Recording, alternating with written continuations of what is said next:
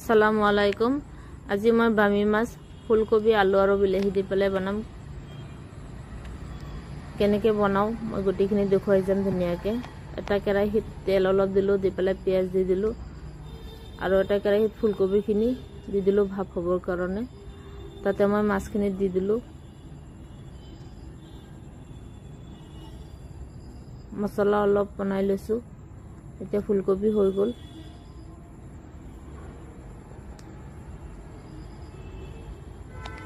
ফুলকবিখিনিৰ কাৰণে মই অকণমান তেল দি লৈছোঁ। তেল দি পেলাই যাতে ফুলকবিখিনি অকণমান ভাজি লওঁ কাৰণে মই আলু আৰু ফুলকবিখিনি দি দিছোঁ। অকণমান ভাজি লৈ আছোঁ। ভাজি পেলাই এতিয়া মাছখিনি হৈ গ'ল।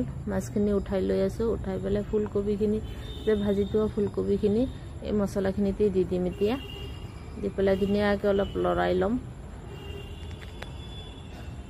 যাতে মছলাখিনি ফুলকবি আৰু আলুখিনিৰ ভিতৰত সোমায় আৰু সিজিও যায় তেনেকৈ।